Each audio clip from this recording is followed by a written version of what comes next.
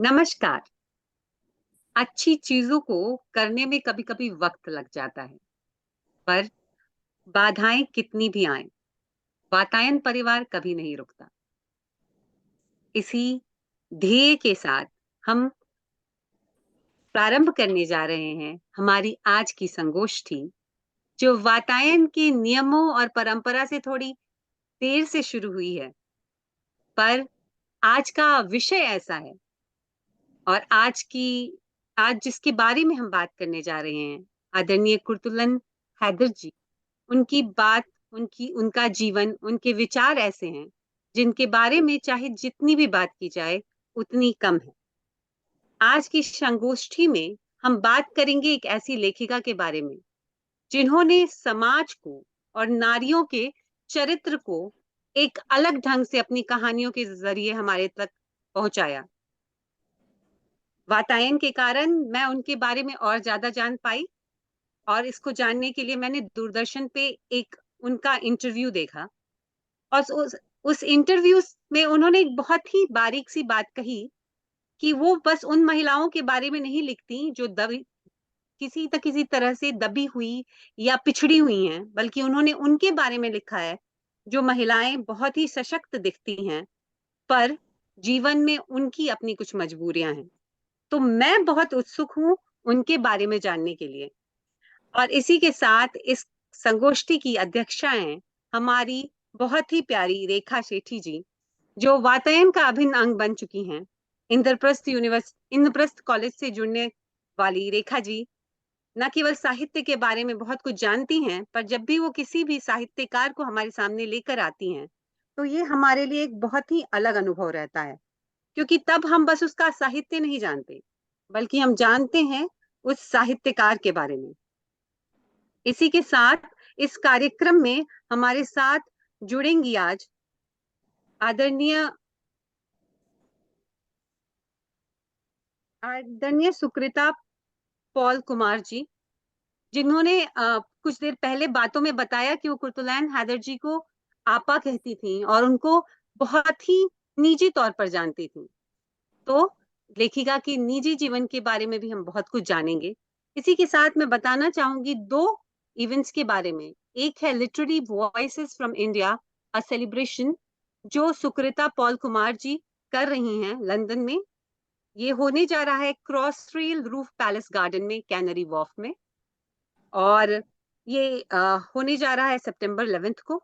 और इसी के साथ मैं बताना चाहूंगी कि हमारा भारतीय हिंदी महोत्सव जो होने जा रहा है 13 से 15 अक्टूबर को लंदन की धरती पर, और हम दुनिया भर से, मुख्यतः भारत और यूरोप से हिंदी प्रेमियों को, हिंदी के शिक्षण से जुड़े हुए सभी लोगों को इस महोत्सव के लिए, हिंदी के इस त्योहार के लिए आमंत्रित करते हैं। कार्यक्रम की ओर बढ़ते हुए मैं इस मंच को रेखा जी को सौंपती हूँ, ताकि वो कार्यक्रम को लेकर आगे बढ़े और महोत्सव के बारे में और भी जानकारी, हमारे वातायन के बारे में, हमारी वेबसाइट के बारे में और भी जानकारी मैं अंत में दूंगी। तब तक के लिए रेखा जी, मंच आपका है। धन्यवाद आस्था। सभी साथी जो यहाँ जुड़े हैं उनको तथा फेसबुक और यूट्यूब पर जुड़ने वाले सभी साथियों को प्यार भरा नमस्कार। और सुकृता जी का विशेष रूप से स्वागत है कि आज कुतुलन हैदर पे जब हम कार्यक्रम करने की योजना बनी तो हमारे साथ बहुत से लोग जुड़ने वाले थे, लेकिन किन्हीं कारणों से वे नहीं जुड़ पाए। और सुकृता जी जिन्होंने एक लंबे समय से हिंदी, उर्दू और अंग्रेजी के बीच, बल्कि मैं तो ये कहूंगी कि इन तीनों भाषाओं को तो हम खास तौर पर कहते हैं कि उनके बीच वे संवाद सेतु बनी हुई हैं। लेकिन आजकल वो अंग्रेजी में प्रकाशित होने वाले साहित्य अकादमी के जर्नल इंडियन लिटरेचर की गेस्ट एडिटर हैं। और इस नाते भारतीय भाषाओं का या भारतीय साहित्य की परंपरा को जीवंत करने का, उसे आगे ले जाने का बीड़ा उन्होंने उठा रखा है। तो हम तहे दिल से उनका स्वागत करते हैं और इस कार्यक्रम में उनकी मार्फत हम कुर्तुलन हैदर को थोड़ा और जानेंगे। मेरे लिए ये बहुत खुशी की बात है कि मैं आज जब कुर्तुलन हैदर के बारे में बात कर रही हूँ, तो मैं उनसे अपना एक ऐसा संबंध पाती हूँ जो, जिसे कहना चाहिए कि वो मेरी सुपर सीनियर है। यानी वो दिल्ली विश्वविद्यालय के इंद्रप्रस्थ कॉलेज में पढ़ी 1941 से 1945 तक, और मुझे उसी कॉलेज में 84 से 89 में पढ़ने का सौभाग्य मिला। मेरे लिए खुशी की बात ये थी कि मैं अपने कॉलेज के म्यूजियम एंड आर्काइव्स, जो एक लर्निंग रिसोर्स सेंटर है, उसमें कुछ पुरानी पत्रिकाएं देख रही थी। मुझे जो स्टूडेंट्स की पत्रिका हुआ करती थी 1944 की एक पत्रिका मिली, 1944। कॉलेज की उस पत्रिका का नाम तब होता था प्रदीप। उसमें कुर्तुलेन हैदर थर्ड ईयर, हाँ। इंग्लिश ऑनर्स थर्ड ईयर की स्टूडेंट हो रही, और उनके नाम से मुझे 2 एंट्रीज मिली। एक एंट्री अंग्रेजी में है और एक एंट्री उर्दू में है। अंग्रेजी की एंट्री का नाम है समथिंग ओरिजिनल।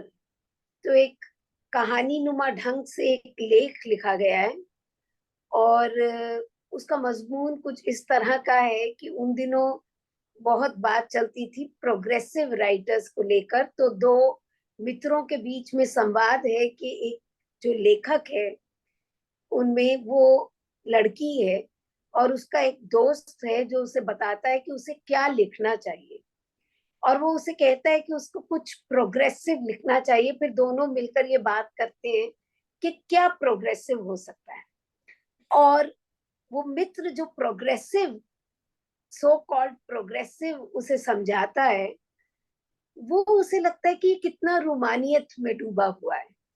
तो इस तरह समथिंग ओरिजिनल पे लिखते हुए उन्होंने उस समय का जो साहित्यिक माहौल था उस पर टिप्पणी की।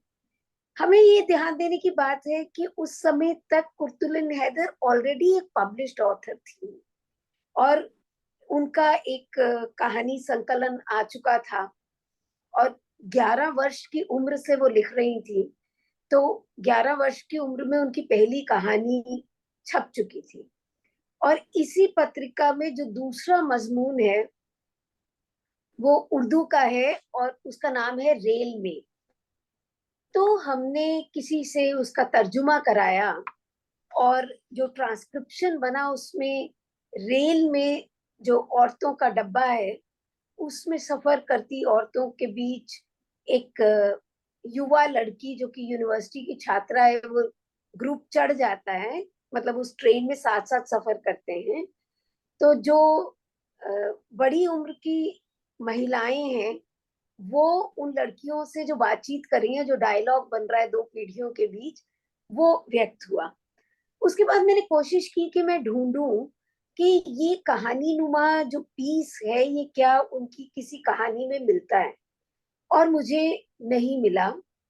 और किसी को भी मैंने कई लोगों से पूछा, कोई जानकारी उस पर नहीं मिली। लेकिन जैसे आज आस्था ने बताया कि आज हम जैसे बीबीसी में उनके जो इंटरव्यूज हुए, या दूरदर्शन पे उनकी जो डॉक्यूमेंट्री थी, उनको देखते हुए मुझे ये पता चला कि ये जानकारी मिली कि वो जो पीस है उन्होंने रेडियो के लिए, क्योंकि उसमें ये टिप्पणी तो थी कि रेडियो पे प्रसारित हुआ, रेडियो के लिए लिखा था, और कैसे वो बच्चों के कार्यक्रम में भाग लिया करती थी जब छोटी थी, और उसके बाद जब वो थोड़ी बड़ी हुई तो उनसे कहा गया कि जो महिलाओं के लिए कार्यक्रम होते हैं रेडियो पर उसकी स्क्रिप्ट लिखते हैं। तो वो ऐसी ही एक स्क्रिप्ट है जो बाद में कॉलेज की पत्रिका में भी छपी। तो इस तरह से कुछ और बातें उनके कॉलेज के दिनों की, उस माहौल की करती चलूंगी। लेकिन सबसे पहले मैं चाहूंगी कि सुकृता जी शुरू करें एनी आपा को।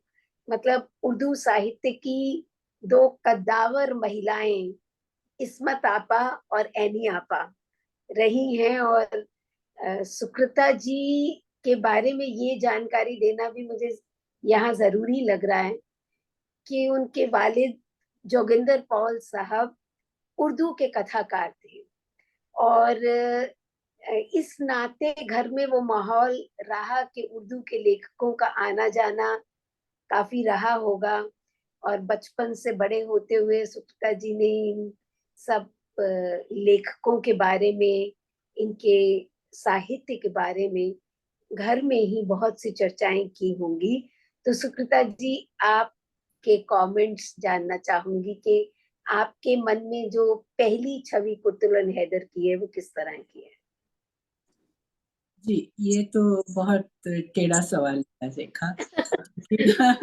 मैं इसलिए कह रही हूँ क्योंकि जो फॉर्मल जिसको स्टडी कहते हैं वो तो बहुत देर बाद आई हमारे में, लेकिन जब शुरुआत हुई तो वाकई ऐसी ही हुई कि कुछ बड़े नामी लोग जो उस टाइम के थे कंटेम्प्रेरी, जब हमारा बचपन था उस टाइम पे हमारे घर में, हम कीनिया से आए थे, ईस्ट अफ्रीका से, तो इसलिए हम जब इंडिया आए तो हम मैं छोटी थी, तकरीबन 14-15 साल की थी, और मुझे ये नाम जो है बहुत फॉरेन लगते थे, राजेंद्र सिंह बेदी, कृष्ण चंद्र और कुर्तुलैन हैदर, इस्मत चुगताई, कुछ लेना देना नहीं लगता था, क्योंकि हम तो पढ़ते थे, अगर पढ़ते थे लिटरेचर तो शैली, कीट्स और बायरन और उस टाइप का लिटरेचर, सारा इंग्लिश लिटरेचर पढ़ते थे। हिंदी मुझे थोड़ी बहुत आती थी, लेकिन उतनी ही जितनी की मतलब आम जिंदगी बसर बसर जाए यहाँ कैसे तैसे, जैसे तो स्ट्रीट लैंग्वेज जो है वो थोड़ी बहुत जानती थी। एनीवे, तो जो राजेंद्र सिंह बेदी और कृष्ण चंद्र, औरंगाबाद में हम कुछ साल रहे, तो औरंगाबाद में जब बहुत बड़ा एक सेमिनार हुआ था, तो मुझे याद है मेरे फादर बहुत चाहते थे कि कुर्तुलैन हैदर भी आए, और वो आना भी चाहती थी, लेकिन किसी वजह उस सेमिनार के लिए नहीं आ पाई। लेकिन उनकी बातें बहुत होती रही, क्योंकि उन्हीं दिनों में इस्मत चुगताई भी बहुत एक्टिव थी, लेकिन उनकी राइवलरी बहुत थी इस्मत चुगताई और कुर्तुलैन हैदर की। हालांकि वो एक जनरेशन का फर्क था, लेकिन बड़ी हेल्दी राइवलरी कहूंगी, क्योंकि एक रिप्रेजेंट करेगा, अगर आप देखें इनके जो लेख हैं, एक रिप्रेजेंट कर रहे हैं अगर प्रोग्रेसिव लिटरेचर, प्रगतिशील, जैसे हिंदी में बहुत ज्यादा उस टाइम पे, हिंदी में, उर्दू में, पंजाबी में प्रोग्रेसिव लिटरेचर का बहुत बोलबाला था। और वो 1936 के बाद प्रेमचंद का वो जो फेमस कॉन्फ्रेंस और उनका जो इनॉग्रल एड्रेस था, और जो यूरोप में जो प्रोग्रेसिविज्म पर सेमिनार्स कॉन्फ्रेंसेस हो गए थे, हो चुके थे सब, तो उस टाइम पे वो एक ट्रेडिशन बन गया था कि प्रोग्रेसिव आप हो या नहीं, लेकिन प्रोग्रेसिव लिटरेचर की बातें बहुत होती थी, इडियोलॉजिकल कमिटमेंट बहुत शो ऑफ किया जाता था, और मॉडर्निज्म का बस एक टच था शायद उस टाइम पे, थोड़ा सा टच था, और वो टच जो representative in Urdu for that was Qurratulain Hyder. तो मुझे याद है कि इनके बारे में बहुत बात हुई कि ये तो ऐसे लग रहा था जैसे कि she is a threat to literature, that she is a big demonic threat। तो और खासतौर पे बिकॉज उन्हीं दिनों के आसपास ही शायद, या कुछ 1-2 साल बाद था, मुझे पक्का याद नहीं है ये कि कब ये बात हुई, लेकिन इसमें चुगताई ने एक ऐसे लिखी थी जिसका नाम था पॉम पॉम डार्लिंग। और तो वो पॉम पॉम डार्लिंग जी, वो सारा क्यों लिखा उन्होंने, क्योंकि it was like reaction to the entry of Qurratulain Hyder in Urdu literature. तो उनका तो इमेज कुर्तुलैन जो, हैदर को पॉम टू पॉम डार्लिंग कह दिया। हाँ, तो उनका जो इमेज उनके माइंड में बना वो यही था कि ये पॉम पॉम डार्लिंग है। और मैंने जब इस्मत चुगताई पे मच लेटर ये काम किया, तो इस्मत चुगताई की जो अपनी कुछ राइटिंग्स और मतलब काफी बड़ी किताब है जो मैंने की थी बाद, बहुत बहुत देर बाद, उन दिनों में तो मैं बच्ची थी, लेकिन मुझे ये याद था कि ये चीजें डिस्कस हो रही थी कि ये तो एक डॉल है जो आई है, ये एक डॉल के जैसे हैं और बड़ी बड़ी बातें कर रही हैं, काफका, कामू और जॉन पॉल सार्त्रे की बातें कर रही हैं। तो ये एग्जिस्टेंशियलिज्म क्या चीज है भाई? हमारा तो एग्जिस्टेंशियलिज्म जो है, we exist in poverty, we exist in an underdeveloped, it was not even a developing nation, तो अंडर नेशन में हम रह रहे हैं और उस टाइम पे एग्जिस्टेंशियलिज्म की बात कर रही है। तो ये तो she is a very pretentious character, तो ये पॉम पॉम डार्लिंग ही हो सकती हैं। तो मैं इस, अगर आप इजाजत दें तो रेखा, मैं एक छोटा सा पैसेज पढ़ती हूँ उस ऐसे से, बड़ा इंटरेस्टिंग है। और जब मैंने इसको पढ़ा पहले तो हिंदी उर्दू में पढ़ा था, लेकिन फिर मैंने उसको ट्रांसलेट करके करवा के, और ये किताब में इस्मत चुगताई की किताब, जो इस्मत चुगताई पर जो किताब की थी, उसमें कुछ लेख जो हैं वो उनके अपने हैं। तो पॉम पॉम डार्लिंग भी एक ऐसा लेख है। उसमें से ये, अगर मैं पैसेज छोटा सा एक पढ़ के मैं सुनाती हूँ अंग्रेजी में, तो आपको पता चलेगा कि वो कैसे मुहावरा उन्होंने क्रिएट किया about pom pom darling, about Qurratulain Hyder. तो हाँ, मैं उस पैसेज में लिखा है, नए बच्चे न जाने खुद को क्या समझते हैं। हाँ, और वो जो है, she is addressing them as, but Qurratulain Hyder flails her limbs in the gathering darkness of the setting sun of capitalism. She loathes the stinking decay of the system, but she loves it too. She conceives of her own class as a fish, the water around which has stagnated. There is nothing but death on the dry sand. Dolly and Polly have beauty, wealth, education, culture. Yet she doesn't understand why Popo becomes enamored of Zufi instead of marrying Dolly. Why does Jami leave Zufi and fall in love with Pom Pom? तो वो ऐसे लिखती जाती है, चलता ही जाता है ये। तो she is basically drawing the picture, वो जो डेकेडेंस ऑफ कैपिटलिज्म है, जो कि एक बहस, बड़ी सीरियस बहस लिटरेचर में चलती रही है, हिंदी उर्दू में खास तौर पे उस टाइम के, कि एक तरफ तो एक कैंप था पूरा जो प्रोग्रेसिव राइटर्स का, और एक तरफ था वो कमिंग ऑफ मॉडर्निज्म। तो जो मॉडर्निस्ट राइटर है उसको देखा जाता, जो जो राइवलरी बन गई उनकी, तो it got represented in a way through Ismat Chugtai on the one hand and Kurutul and Heather on the other. तो जो कुरुतुल एंड हैदर को, मैं सुकृता जी एक बात यहाँ जोड़ना भी चाहती हूँ कि आप बेहतर बता सकेंगी कि वैसे अगर देखा जाए तो कुरुतुल एंड हैदर एक तरह से नए तरह का लेखन लेके आई, जिसे आप मॉडर्निज्म कह रही हैं। तो वो जो लेखन था वो भले इस्मत आपा की नजर में जो भी रहा हो, बाद में खैर इसका जवाब जब इस्मत आपा नहीं रही तो कुरुतुल एंड हैदर ने भी उन पर एक पीस लिखा और उन्हें लेडी चंगेज खां कहा। और मतलब प्यार और तकरार भरा ये रिश्ता रहा। लेकिन एक चीज ये जाननी, मतलब ये समझना हमारे लिए ये जरूरी है कि भले ही वो प्रोग्रेसिव राइटर्स का बैच लेके नहीं चल रही है, लेकिन अपनी आजाद ख्याली में खासतौर पे उनका संबंध एक ऐसे परिवार से था जो पूरी तरह आजाद ख्याल था। और जिस बात की तरफ आस्था ने अभी इशारा किया था कि वो जो दूरदर्शन की डॉक्यूमेंट्री है, वो कहती है कि मैं फेमिनिस्ट नहीं हूँ, ये उस समय की और भी महिला रचनाकारों के साथ था, लेकिन मैं एक्सप्लॉयटेशन के खिलाफ लिखती हूँ। और वो एक्सप्लॉयटेशन क्या है? वो एक्सप्लॉयटेशन केवल महिलाओं का नहीं है, वो किसी भी व्यक्ति का एक्सप्लॉयटेशन है।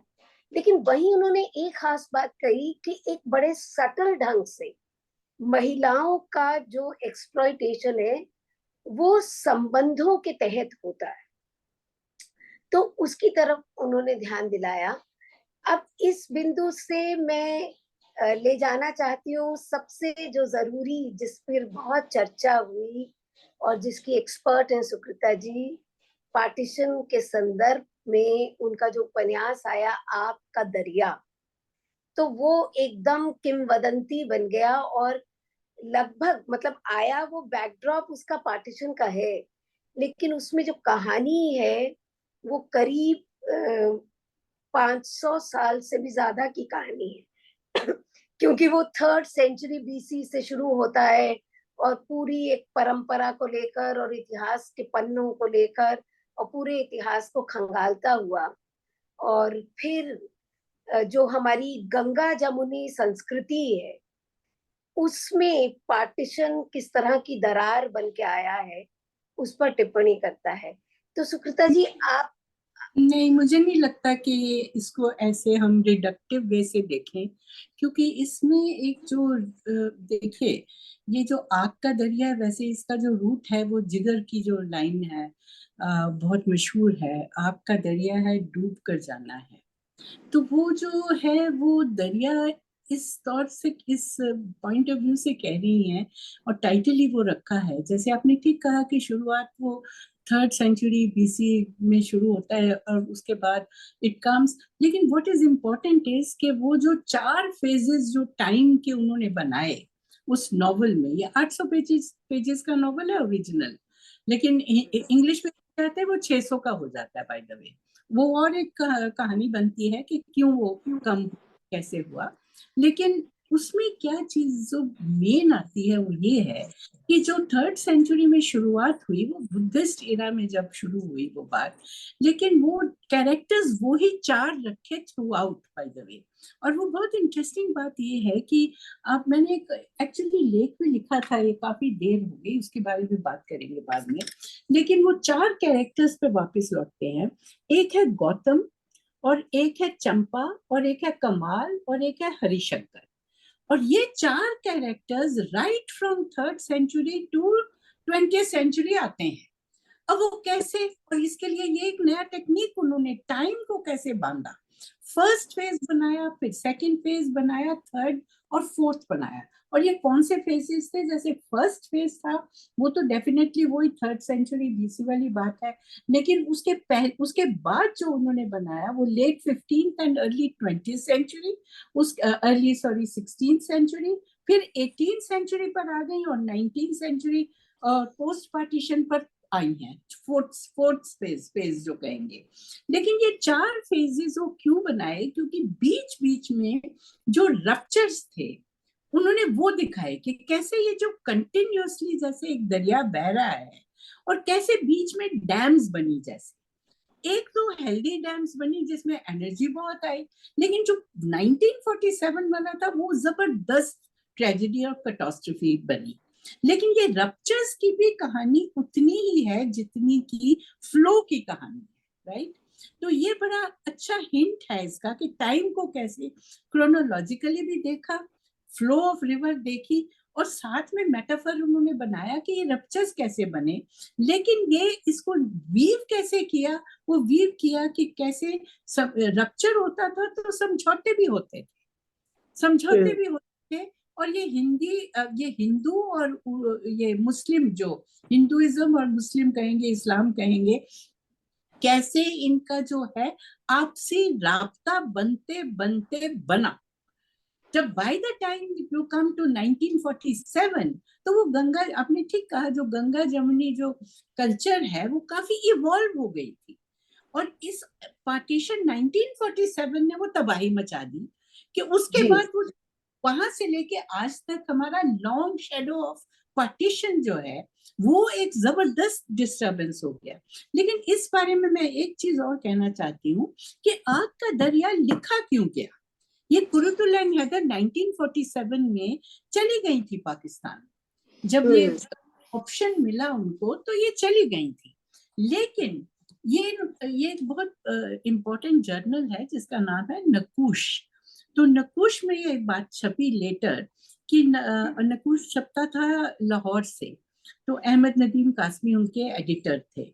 तो वो भी हमारे यहाँ आए थे, एक्चुअली औरंगाबाद आए थे, खैर वो अलग बात है। लेकिन ये इन्होंने नकूश में छापा कि कुरुतुल एंड हैदर ने आग, और इन्होंने खुद भी कहा कि एक छोटी सी बच्ची जब ये पाकिस्तान की तरफ वहां जाके रही है 2-3 साल, तो वहां पे आके छोटी सी बच्ची ने पूछा, 3 साल की बच्ची होगी, अम्मा ये बसंत क्या होता है?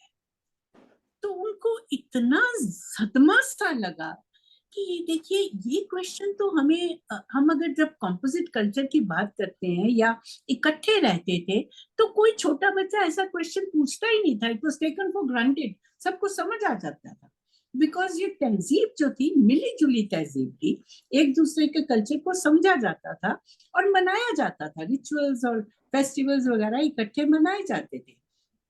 तो इतने गंभीर बन गई, सोच में डूब गई ये, और फिर ये चली गई थी लंदन, और वहां जाके इन पे काफी, और इन्होंने इंग्लिश की एमए की हुई थी, और जब लंदन और वेस्ट का इन्फ्लुएंस शुरू हुआ, वो बड़ा इम्प्रेशनेबल टाइम था, तो वो उसमें उसी टाइम पे ये मॉडर्निज्म का सिलसिला was at its climactic point in the West. तो वो इनके ऊपर काफी इन्फ्लुएंस हुआ उस चीज का, और वहां पे ही इन्होंने डिसाइड किया कि being in Pakistan would be regressive. Question से वो बात शुरू हुई थी कि अम्मा बसंत क्या होता है, और वहां से जी फिर वापस वो आई, पाकिस्तान नहीं गई, she chose to come to Hindustan. तो इंडिया हाँ जब आई है, और जब वो आई हैं, और जो हमने हवाला किया, जो दिया है पॉम पॉम डार्लिंग और लेडी चंगेज खान, तो उनकी डेथ के बाद लिखा गया था, much later, as a kind of an obituary. जो हाँ ओबिचुअरी थी कुर्तुलैन हैदर ने, वो लेडी चंगेज खान इसलिए क्या कहा, क्यों वो पोस्टर उनको डाला, थोपा गया था एक्चुअली इसमें चुगताई पर, इन अ वे वो इसलिए, वो एक तरह का रिवेंज भी था, क्योंकि वो पॉम पॉम डार्लिंग तो उसकी घंटियां बजी हुई थी ना उनकी, कि क्यों कहा गया हाँ मुझे पॉम पॉम डार्लिंग। उन्होंने ये भी कहा, पॉम पॉम डार्लिंग तो फ्लिपेंटली कहा, लेकिन उन्होंने ये भी कहा था कि ये जो जिस कल्चर को बिलोंग करती हैं, जिसको मॉडर्निटी लेके, जिसको लेके आ रही हैं, ये इंग्लैंड से आ रही हैं हमारे यहाँ, और ये प्रोग्रेसिव, तो कहती कि ये तो नथिंगनेस को इतनी इंपॉर्टेंस दे रही है, we wanted to know everything not nothing. तो ये तो हाँ नथिंग डूबी हुई है। तो इसमें ही बड़ी डिबेट हो गया था। ये डिबेट जो है एक्चुअली रेखा, ये जो डिबेट है, it was not limited to only women, not limited to only these two people, but it became a debate which actually became extremely wild, बहुत वाइल्ड हो गई थी, जी कि दोनों ग्रुप्स हैं वो, उनमें दरेर आ गई थी, बहुत जबरदस्त बिल्कुल। राइटर वो थी। हिंदी में भी है, हाँ, उर्दू में भी है, कि मान लीजिए हाँ, कि निर्मल वर्मा जो है वो आधुनिकतावाद के प्रतिनिधि हैं और यशपाल हैं तो वो प्रगतिशीलता के। तो हाँ, मतलब इस तरह के मतलब और भी एक उदाहरण चुने जा सकते कैंप हैं। बन गए थे, हाँ कैंप्स।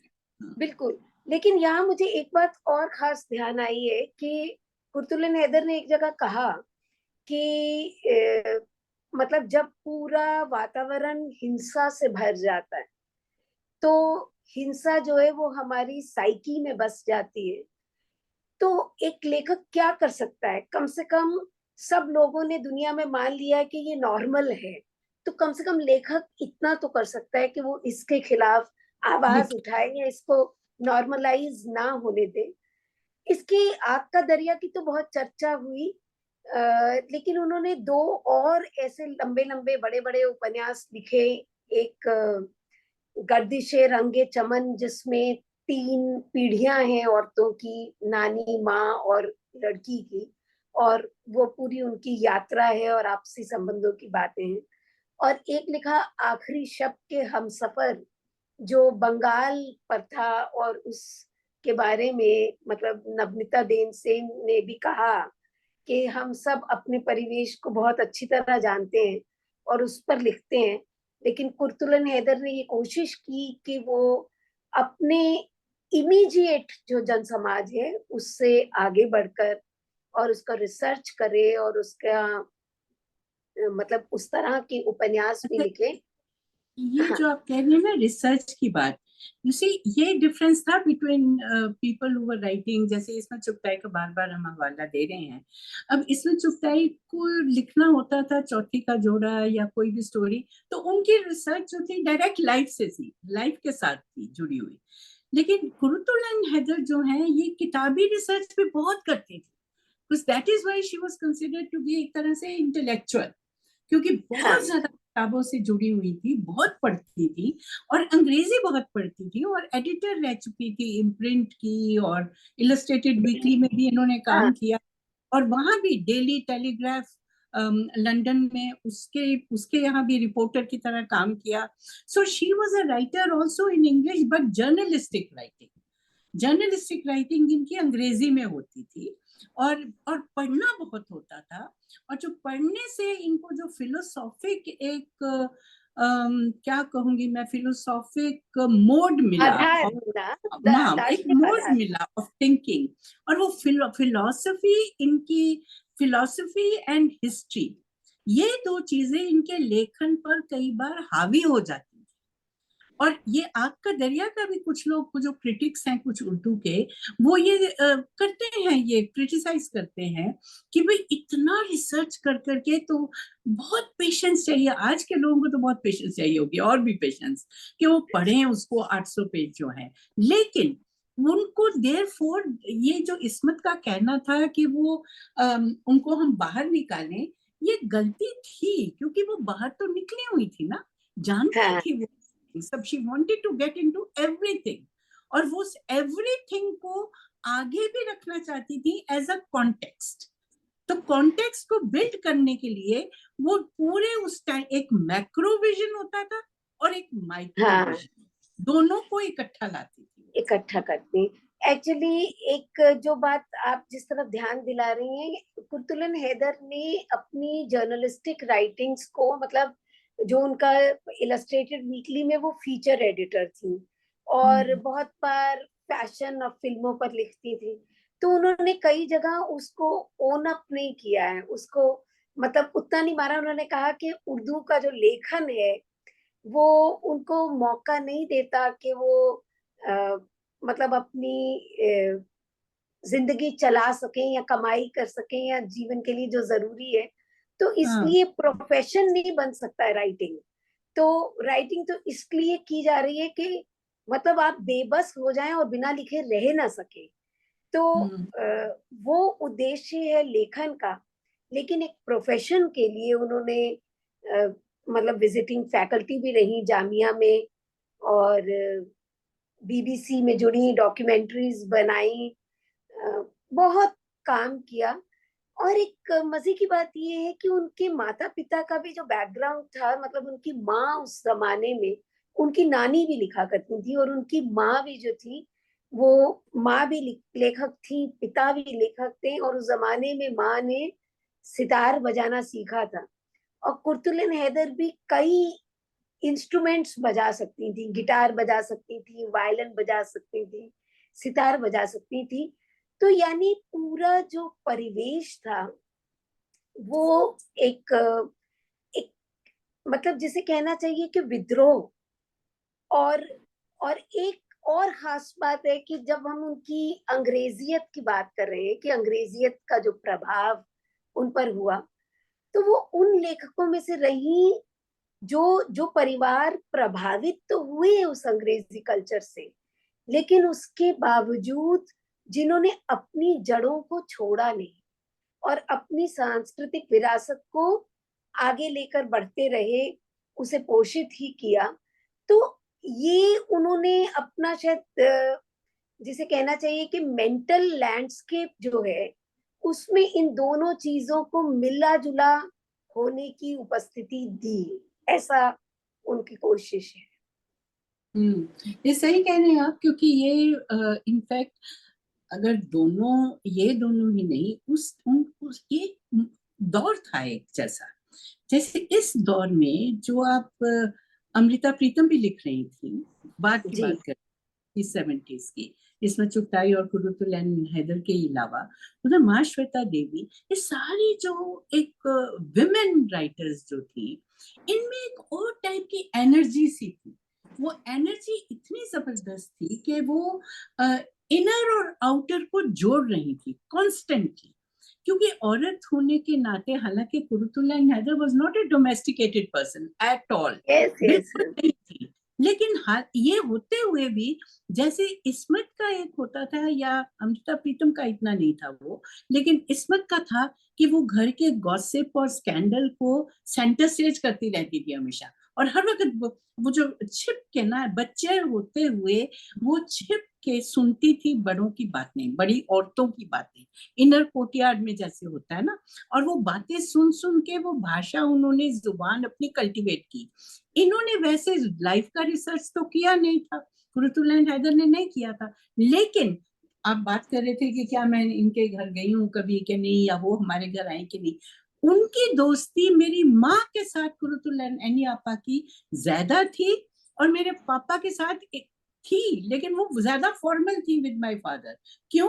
वो कहती थी ये तो बस हर वक्त लेखन के बारे में बात करता है, मुझे नहीं बात करनी वो कहानियों की, मुझे नहीं बात करनी एस्थेटिक्स के बारे में। बहुत मुंहफट टाइप थी वो। और बोलती, मेरी माँ, मम्मी का नाम कृष्णा था, तो वो कहती थी कृष्णा तू इधर आ मेरे पास, तो मुझे जरा गॉसिप बताओ, सारे गॉसिप बताओ, मुझे स्कैंडल्स बताओ, मुझे नहीं सुनना ये सारा, अच्छी कहानी क्या होती है। और मेरे फादर तो ऑब्सेस थे हर वक्त, फिक्शन क्या एक्चुअली, होता है, थियोलॉजी क्या होती है।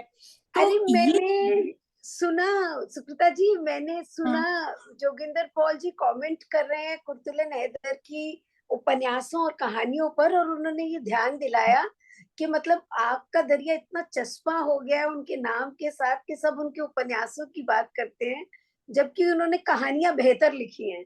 वो कहते हैं सही कि बात। आग का दरिया का मौजू जो है वो इतना रेलेवेंट है कि कई सालों तक रेलेवेंट रहेगा।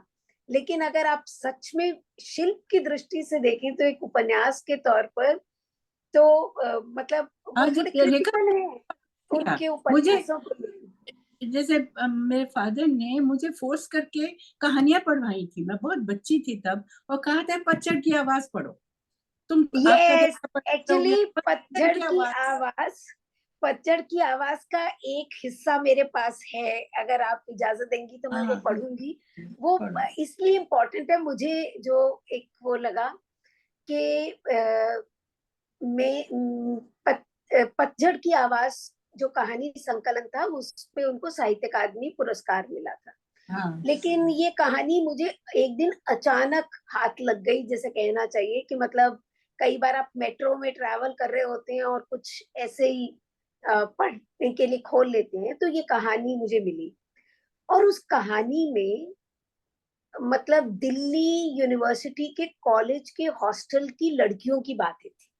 तो मैं बहुत अलर्ट हो गई और मैंने सोचा तो ये हिस्सा थोड़ा लंबा है तो पूरा तो नहीं मैं पढ़ूंगी, लेकिन इसमें से मतलब कुछ चीजें वही जो हम बात कर रहे थे कि क्या वो अपने इमीडिएट यथार्थ जो होता है जो बिल्कुल आसपास का है तो उसको कैसे देखती हैं। तो वो अब 1940s की बात है, तो लगता होगा कि आजादी मिलने से पहले पता नहीं मतलब लड़कियां कैसी होती थी, ये भी हमारी जिज्ञासा है। खास तौर पर कि मैं आपको बताऊं कि आईपी कॉलेज का जो इतिहास है उसमें ये था कि लड़कियां बार बार दीवार कूद के, जो उस समय भारत छोड़ो आंदोलन चल रहे थे, तो उन मूवमेंट्स में भाग लेने चली जाती थी, जिसकी सजा इस रूप में मिली थी कॉलेज को कि गवर्नमेंट ने जो वीट सप्लाई थी कॉलेज हॉस्टल को वो बंद कर दी थी। और उसके बावजूद, लेकिन ये जो प्रसंग मैं पढ़ने जा रही हूँ ये बड़ा, तो मतलब उस जमाने में भी जो इस तरह का पॉलिटिकल पार्टिसिपेशन है या विद्रोह है वो सब मौजूद था। और ऐसे लिखती हैं वो, इन दिनों नई दिल्ली के एक दो आवारा लड़कियों के किस्से बहुत मशहूर हो रहे थे और मैं सोच सोच कर ही डरा करती थी। शरीफ खानदानों की लड़कियां अपने माँ बाप की आंखों में धूल झोंक कर किस तरह लोगों के साथ रंगरलियां मनाती हैं। हॉस्टल से प्राय इस प्रकार की लड़कियों के संबंध में अटकलें लगाया करती। वे बहुत ही अजीब और रहस्यमयी हस्तियां मालूम होती, यद्यपि देखने में वे भी हमारी ही तरह की लड़कियां थीं, साड़ियां सलवारें पहने, बाकी सुंदर और पढ़ी लिखी। ठीक है, और उसमें पूरा उन्होंने वर्णन किया। लेकिन पूरी जो कहानी है ना वो एक तरह की डिबेट है कि ऐसी लड़कियों को कैसे लिया जाए, मतलब उनको कैसे देखा जाए। तो वो दूसरी एक पात्र है, वो कहती है लोग बदनाम करते हैं जी, अब ऐसा भी क्या है, वास्तव में हमारी सोसाइटी ही अभी इस योग्य नहीं हुई कि पढ़ी लिखी लड़कियों को अपने में समो सके।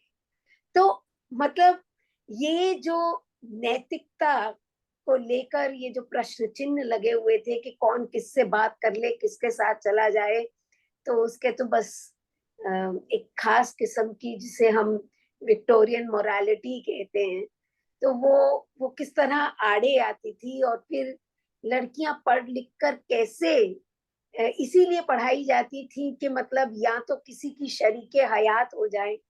लेकिन उन्होंने उस कहानी में ही जिक्र किया है कि कैसे कितनी लड़कियां बड़ी बड़ी अफसर हो गई थी।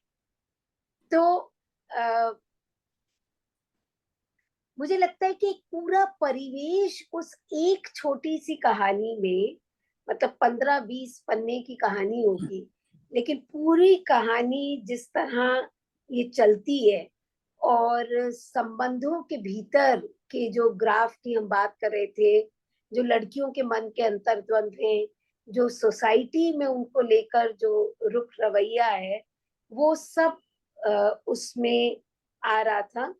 लेकिन कुर्तुलिन हैदर, मतलब जिसे अंतिम वाक्य के तौर पे मैं कहूँ कि किस चीज की पैरवी कर रही हैं, वो ये पैरवी कर रही हैं कि महिलाओं को परिवार में आजाद ख्याली से जीने का पूरा अधिकार होना चाहिए।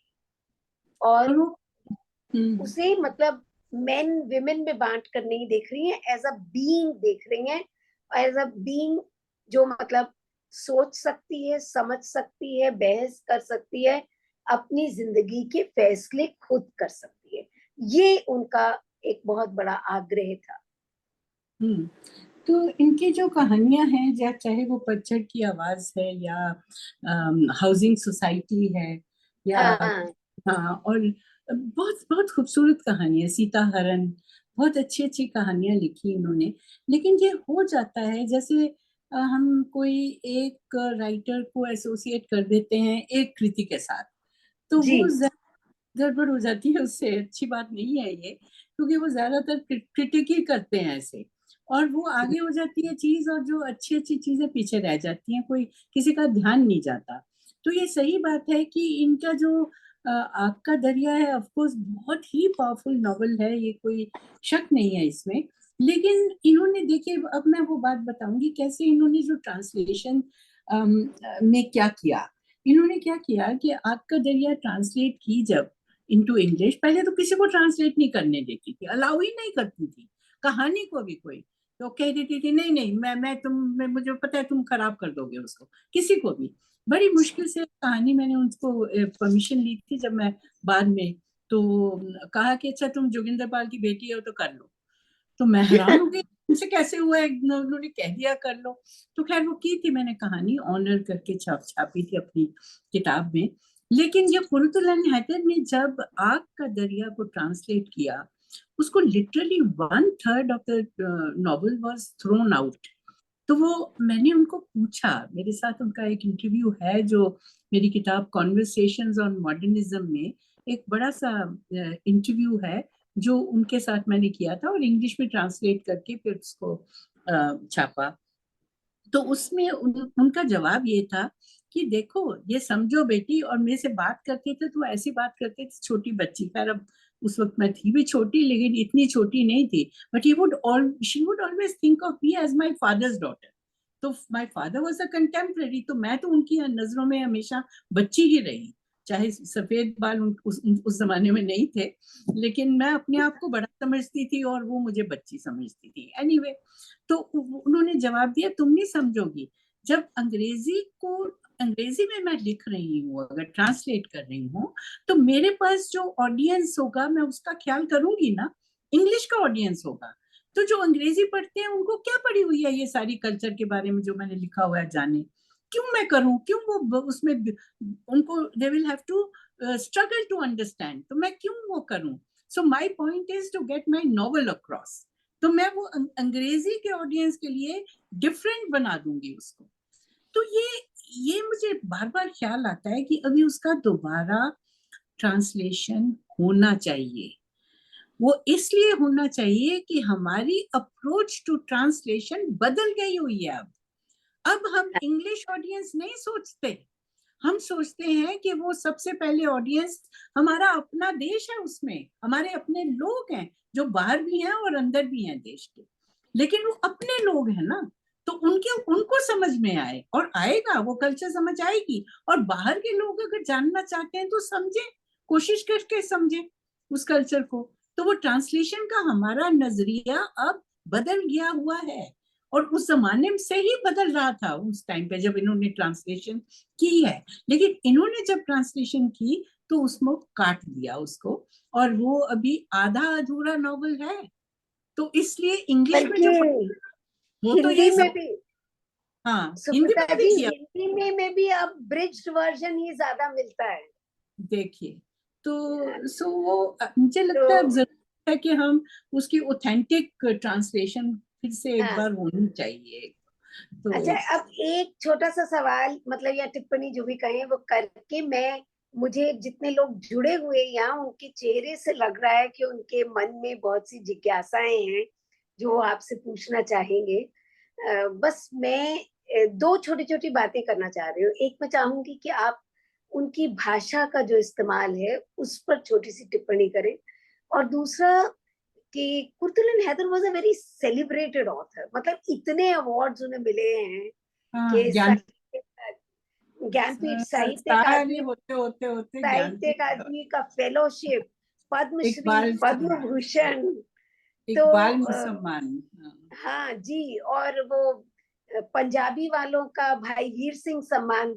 तो हाँ, मतलब उस हिसाब से ये कहना चाहिए कि बहुत ही लोकप्रिय हुई, बहुत ही सेलिब्रेटेड ऑथर रही, जिसे कहना चाहिए कि इतना मान सम्मान उन्हें मिला। और 21 अगस्त को ही उनकी पुण्यतिथि थी। तो आज हम जब उन्हें याद कर रहे हैं तो ये वही महीना है जब वे हमारे बीच से 2007 में चली गई, एक अच्छी भरी पूरी आयु जीकर। तो उस तरह से, तो मैं चाहूंगी कि आप भाषा पर टिप्पणी करें, और जितने लोग जुड़े हुए हैं, मेरा अनुरोध है कि अगर आपके कोई सवाल हैं तो चैट बॉक्स में लिख दें, और उसके बाद हम उन सवालों को लेना चाहेंगे। जी। तो मैं एक तो ये कहूंगी कि जो आपने ये सवाल किया, पहले उसके पहले मैं एक चीज बताना चाहूंगी कि उनका जो सारा अम, जो लेगेसी इन वे कहिए, या वैसे भी जो प्रॉपर्टी भी कहिए, प्रॉपर्टी मटेरियल प्रॉपर्टी जो है वो भी, और जो भी आर्काइव किया गया वो सारा इस वक्त जामिया आर्काइव्स में है। तो किसी को ज्यादा क्यूरियोसिटी हो कुछ जानने के लिए, यहाँ तक कि उनकी एनक और उनका सारा कुछ, जो भी छोटी छोटी चीजें भी उनको जो मनपसंद की थी, जो टेबल जिस पे लिखती थी, जो टाइपराइटर उनके पास था, ये सारी चीजें जामिया में जो प्रेमचंद आर्काइव्स हैं, प्रेमचंद एंड लिटरेरी आर्काइव्स ऐसे, तो वो एक पूरी बिल्डिंग बन गई हुई है अब। और उसमें कई ऑथर्स जो हैं, खासतौर पे उर्दू के, लेकिन नॉन उर्दू ऑथर्स के भी वहाँ पे आर्काइव्स किए जा रहे हैं। सो अगर किसी की क्यूरियोसिटी हो, खासतौर पे कुर्तुलन हैदर के बारे में कुछ और जानने के लिए, तो उनकी चिट्ठियाँ, उनका बहुत कुछ जो सामान है वो वहाँ पे अच्छी तरह से एक कमरे में पूरा कंजर्व करके रखा गया है, जैसे कि वेस्टर्न कंट्रीज में तो है ही, और हमारे यहाँ भी अब शुरू हो रहा है कुछ कुछ। तो वो देखने लायक है। तो आपने सवाल किया भाषा के बारे में, तो उनका जो है, इसीलिए वो मॉडर्निस्ट के फ्रेमवर्क में आ जाती हैं, क्योंकि उनके अंदर एक्सपेरिमेंट करने की इच्छा भी रहती थी, और किया उन्होंने एक्सपेरिमेंट काफी। तो ऑफ कोर्स एक पॉइंट ऑफ व्यू से देखा जाए तो हर नॉवल, हर कहानी में उनकी भाषा बदलेगी, बदलती रही है, और उसके मुताबिक वो लिखती रही है जैसे कहानी डिमांड करे।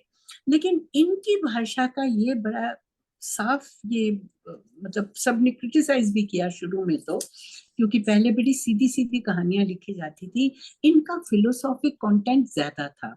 तो इसलिए कई कहानियों में, शुरू की कहानियों कहानियों में खासतौर पे, इनकी जो भाषा है समझ में नहीं इजीली आती, क्योंकि और कुछ चीजें ये भी हैं कि ये मेंटली कई बार इंग्लिश में सोचती थी और उसको ट्रांसलेट करती थी उर्दू में, तो वो थोड़ी सी भाषा बदल जाती थी, थोड़ी सी उसका तेवर बदल जाता था, तो वो भी एक क्रिटिसिज्म होता था।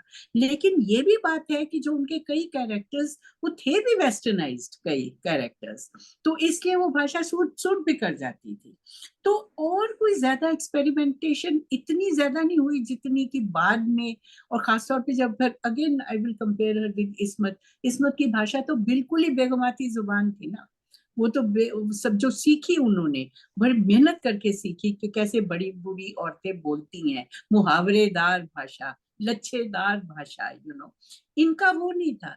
इनकी भाषा philosophic, intellectual, research based, history जिसमें बहुत हो, उस टाइप की स्कॉलरली भाषा भी थी। लेकिन इसका मतलब ये नहीं है कि जहाँ डायलॉग्स होते थे, चलती चलती भाषा भी वो करती थी use. So it was modern writer, तो इसलिए जदीदियत, जिसको उर्दू में जदीदियत कहते हैं, she was a champion of जदीदियत, ख्यालात में भी और लिखने में भी। असल में उन्होंने अपना पूरा एक फैमिली का क्रॉनिकल भी लिखा, हाँ जिसका काफी चर्चा हुई, कारे जहां दराज है। और उन्होंने कहा उसमें मतलब अपनी आत्मकथा भी लिखी, और उन्होंने कहा कि भाई ऐसे लिख देने से क्या मतलब है, क्योंकि किसको पढ़ी है कि वो मेरी आत्मकथा पढ़े या मेरे बारे में पढ़े, और मैं आत्मकथा लिखूं तो काफी वो सेल्फ ऑब्सेस्ड सा दिखेगा। तो वो इसलिए मैं फिक्शनल, उसको फिक्शन कहती थी वो। हाँ, हाँ। तो उसको मैं फिक्शनलाइज करके लिख रही हूँ।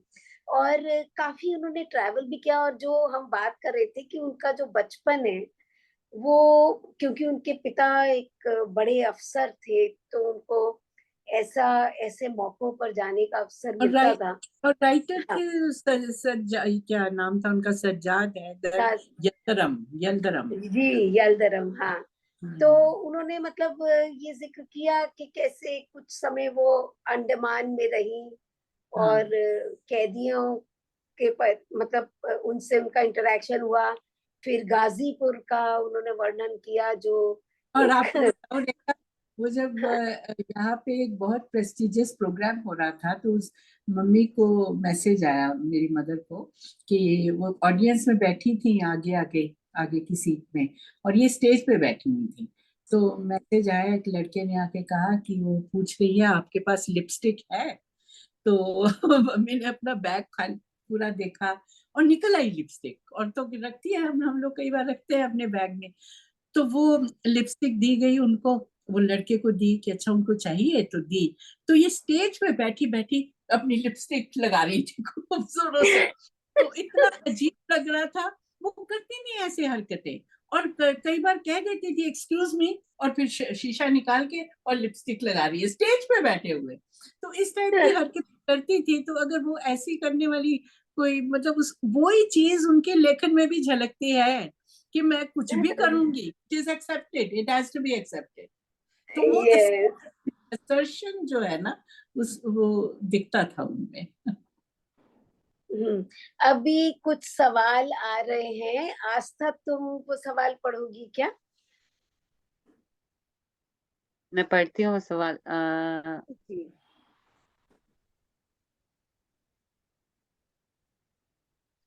डॉक्टर ईश्वर पवार, पहले कोई भी सवाल पहले पढ़ने के पहले मैं बता दूं कि बहुत सारी अच्छी अच्छी टिप्पणियां आई हैं, और सब ये कहना चाह रहे हैं कि बहुत सारी जानकारी बहुत ही सहजता से और सुलभता से उपलब्ध कराई गई। इसके लिए हम आप दोनों के बहुत ही शुक्रगुजार हैं। इसी के साथ एक टिप्पणी और भी बोलना चाहूंगी जो योगी दिवाकर जी ने लिखी है कि आपके आपके विश्लेषण ने एक दौर को जीवंत कर दिया। और ये एक टिप्पणी इस कार्यक्रम को पूरी तरह से बयां करती है। प्रश्न है डॉक्टर ईश्वर पवार जी का कि स्त्री पर पाबंदियों का चित्रण तो होता है, पर विकल्पों के बारे में बेबाक लेखन क्यों नहीं? ये वो पूछते हैं, पर मुझे लगता है जितना मैंने सुना उन हाँ, हाँ, यही हम बार बार कहने की कोशिश कर रहे हैं कि कुर्तुलिन हैदर ने उस समय की मतलब एक्चुअली उनका ये एक बड़ा आर्ग्यूमेंट था, मतलब इसको आप किसी भी तरह से पढ़ सकते हैं, मगर उन्होंने ये कहा कि भाई कौन कहता है कि औरतों को ये जाने की इजाजत नहीं, ये मतलब जैसे उनसे किसी ने पूछा कि आप जिस जमाने में इंग्लैंड आई पढ़ने के लिए, तो बहुत कम, उनका नहीं, मैं कोई पहली थोड़ी थी, मुझसे पहले भी औरतें आई थी। तो मुझे कभी कभी ये लगता है कि जैसे जब हम स्त्री चिंतन की बात करते हैं तो हमने भी ना अपनी एक ट्रेनिंग कर ली है कि हम ये दिखाएं कि, या इस तरह से बात करें कि कैसे वो हमेशा एक रिसीविंग एंड पे है, मतलब वो बातें अपनी जगह सही है, लेकिन जो औरतों की उपलब्धियां हैं उनको सेलिब्रेट करना, उनके बारे में बात करना, उनको रोल मॉडल के तौर पर प्रस्तुत करना, ये हमारे आने वाली पीढ़ियों को ज्यादा आश्वस्त करने वाला होगा। एडवर्सिटी तो हमेशा रहती है, लेकिन उन एडवर्सिटीज के बीच में इन दमखम वाली औरतों ने कैसे अपने लिए जगह बनाई है, कैसे औरों के लिए जगह बनाई है। तो कुर्तुलन हैदर उस तरह का एक रोल मॉडल है। आप देखिए कि अंग्रेजी जर्नलिज्म की दुनिया में इस तरह से टिक पाना जैसे वो रही, वो भी कोई आसान काम नहीं था, वो भी एक बड़ा चैलेंज था। और उन्होंने अपने आप को, जब वो कहती हैं कि मैं फेमिनिस्ट नहीं हूँ, और कृष्णा सोक्ती भी कहती हैं और भी उस समय की महिलाएं, तो उसका कारण ये है कि वो कहते हैं कि हमें आप एक स्त्री होने के नाते मुख्य धारा से अलग करके मत देखो। हम, हमारे कंसर्न्स वही हैं जो बाकी उस जमाने के लेखकों के हैं, तो हम इसलिए अपने आप को मतलब जैसे अगर हम उन्हें फेमिनिस्ट कहेंगे तो शायद मतलब उनके कंसर्न्स अलग तरह से आके जाएंगे, इसलिए वो मना करती हैं। वैसे उन्होंने खूब कद्दावर औरतें निर्मित की हैं अपने साहित्य में, और जिनको पढ़ के हम निश्चित तौर पे बहुत विस्मित होते हैं कि नहीं, और दूसरी हाँ बात ये है कि जैसे उनका चित्रण है, जो इनर फीमेल लैंडस्केप, अगर हम we can put it like हाँ दैट, कि जो इंटीरियोरिटी, ये बल्कि इस्मत ने इतना वो नहीं किया जितना इन्होंने किया। रेखा, आपने स्टाइल की बात की या भाषा की बात की, लेकिन मैं स्टाइल के बारे में बात करूंगी कि जो कुर्तुलन हैदर ने अपने, देखिए, जो टाइम के साथ जैसे खेल किया उन्होंने, ऑल टाइम प्रेजेंट कर दिया आपके अथक दरिया में। और जी, वो इतनी आसान नहीं है करना, इतनी सारी सेंचुरीज को समेटना कोई आसान नहीं है। तो मतलब वेरी बोल्ड एक्सपेरिमेंटेशन, जो जिसको हम बिल्कुल मैस्कुलिन समझते हैं ना, कि only a man can do that, तो इन्होंने किया।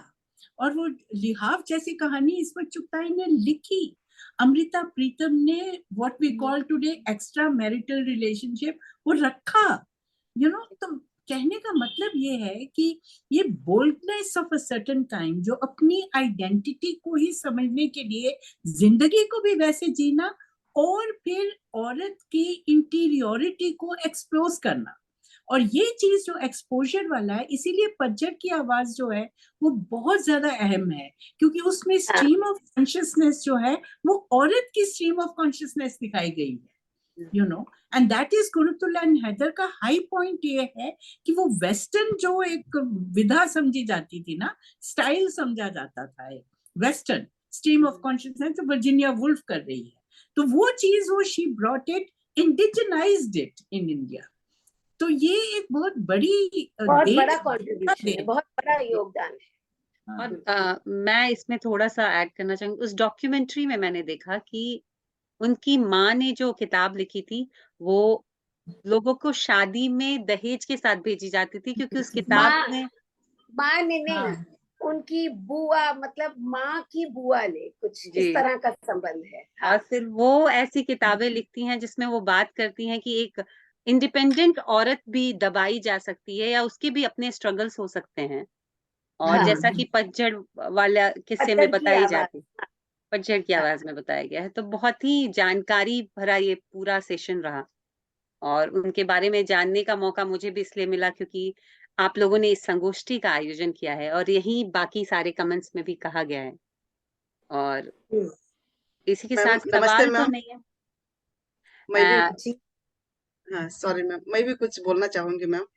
जी जी, मैं आपको मैं स्पॉटलाइट दिलाती हूँ। हाँ, प्रोफेसर सौभाग्य बेंगलुरु से बोल रही हूँ मैम, हिंदी प्रोफेसर हूँ मैं भी। मैं आपका लेसन हमारे टेक्स्ट बुक में चलता है, हाल ही में मैंने किया है आईने के सामने। आपने अपने जिंदगी के जर्रे जर्रे को इसमें रखा है, और जो आग का दरिया है एक ही पैराग्राफ में, और आप बहुत अच्छा जो दिखाया कि आग का दरिया के पीछे की जो दर्द आपने बताया है। और मैं एक बात बोलना चाहूंगी मैम, ये सफीन गमे दिल जो आपने सफीना ए किया गमे है दिल, खास पे, हाँ, सफीन गमे दिल, सफीना ए गमे दिल, सफीन, हाँ, सफीन, सफीन सफीना ए गमे दिल। सफीना तो ये आपने उसमें फिर ब्रैकेट में किया जो खास बोगस था, क्यों मैम? कि वो गमे दिल के पीछे क्या है, सुनना चाहेंगे, क्या रखना चाहती है आपके जो दिल की बात, क्या रखना चाहती है? और एक बात है, जो उत्तर प्रदेश में आपका जो इसके किनारे पे आपका घर का जो है हवेली, आज किस हाल में है वो? नहीं वो तो कुर्तुलन हैदर की होगी ना। हाँ, हाँ, कोई जो खंडर हुआ है, जो उन्होंने बहुत अच्छे बताया है मैम, उनके जो हवेली है पूर्वजों का, वो हवेली के बारे में भी जिक्र किया है इसमें, जो अभी सौभाग्य किस हाल में है वो? सौभाग्य जी काफी हाँ, गहराई से कुर्तुलैन हैदर जी के बारे में जानना चाह रही हैं, लेकिन बिल्कुल समय मैम, सीमा मैं है। आईने के सामने जुड़ी हूँ, मैं कॉलेज में बच्चों को ये पढ़ा रही हूँ। आज मुझे गर्व हो रहा है कि मैं आपको रूबरू देख रही हूँ, आपका दर्शन हुए हैं मुझे, जो मैं आपको पढ़ती हूँ कॉलेज में।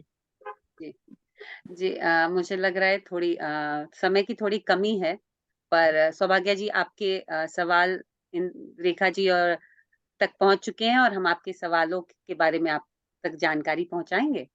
पर बिल्कुल समय की सीमा है, और मैं चाहूंगी कि दिव्या जी आप जुड़े। फोन कर सकती हैं सौभाग्य जी, फोन हाँ, पे बात। जी, बिल्कुल बिल्कुल। दिव्या जी कुछ कहना चाहेंगे? आप आप म्यूट म्यूट में हैं। म्यूट म्यूट है, म्यूट है। आप म्यूट हैं दिव्या जी, हम आपको सुन नहीं पा रहे हैं। हाँ, आप नहीं, फिर से म्यूट हो गई हैं। हाँ, अभी हाँ, ठीक है। अब बोलिए। नहीं नहीं, मैं तो बस आनंद ले रही थी कि और जितना हम सुन सके, क्योंकि हम लोगों ने देर में शुरू किया था, तो इसलिए अब हम 15 मिनट हमने और दिए हैं।